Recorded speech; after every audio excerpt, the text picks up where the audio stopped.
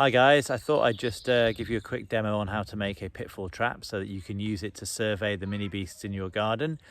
Show you what you need first of all. For our container, we're just going to use this apple juice bottle, which I'm going to cut off just here.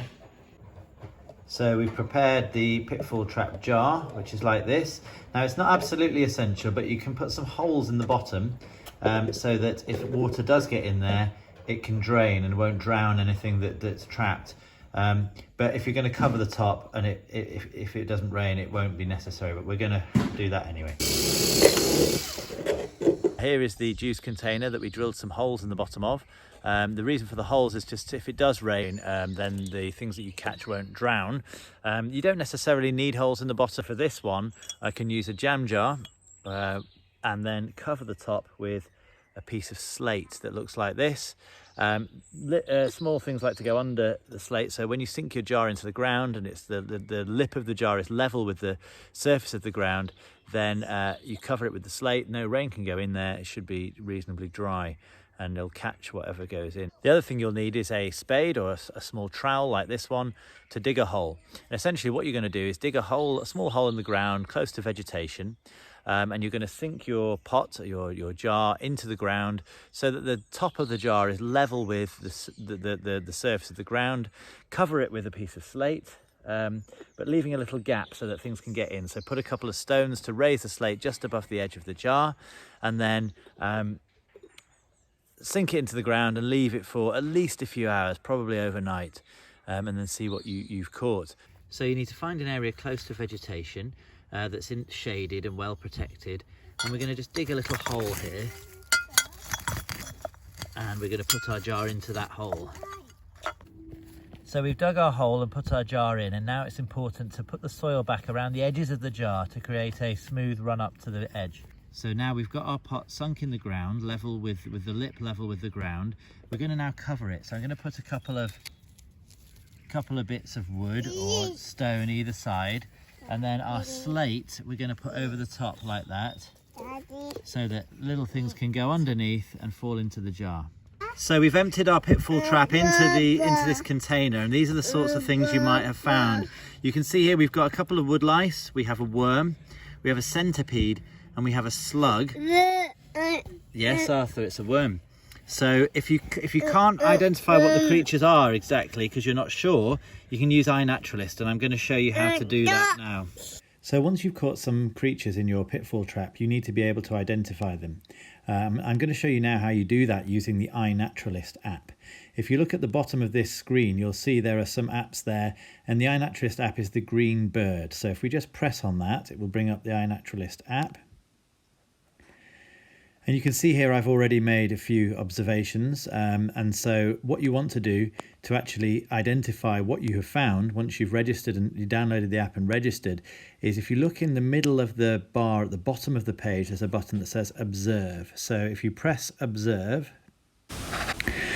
and this will bring up the camera. Now, I'm not going to take a picture now, so I'm actually going to look at my image library because I've already taken a picture of what I want to identify. So if you press on the bottom right, the picture, and it will bring up my recent pictures here, and I can click on this recent picture, and the one I want to identify is this chap here, which looks like a centipede to me. So if I press on that and then I say done, this is the image that I'm going to upload to iNaturalist, and it will search the database and try and find the closest match so I can identify this creature. So if I then press next, you'll see that it brings up this screen. Now here you can fill in the details of where you found whatever you found, but what we're really interested in is this. Just below the picture you'll see it says what did you see, and it will give you suggestions based on the closest match to creatures in the database. So if I click that, it will give me a number of suggestions, and I can pick the one that I think is the best. The great thing about iNaturalist is it then uploads that to the system, and real scientists, people who know their centipedes from their millipedes and so on, and their different species of centipedes, can then verify or not your findings. So if I click what did you see, it will give me a number of suggestions. So they're pretty sure this is in the genus Lithobius, And I think that it's the first suggestion that the iNaturalist has made of brown centipede, Lithobius forficatus, is probably the most correct. So I'm going to pick that one. So you click on brown centipede at the top, and it tells you, fills that in for you, and then you can fill in some other details. So the date and time is automatically in there. The location you can fill in. So you press location, and if you press at the very bottom left, you can see a little arrow. If you press that, it will bring up your current location. If you're doing it where you found the organism, and then you press save, that will fill that in. You don't need to worry about geoprivacy. Captive or cultivated is for exactly that, really, domesticated animals and so on. So we'll leave that. It's not captive or cultivated. You can write something in the notes. For example, if you find a dead specimen or whatever, you can fill that in there. But we don't really need to worry about any of that. What we're really interested in is the identification of the organism we found, which in this case is the brown centipede, Lithobius forficatus. You can then press share, which is the green bar at the bottom, which will share that with the iNaturalist community. So I will do that now, and you'll see it's syncing, it's uploading my brown centipede, and I can then see later on whether or not people agree with my identification. But it's pretty good. The algorithms work pretty well. It identifies nearly most of the time, provided you get a good, clear picture that fills the frame with the species you want to identify. It's pretty good.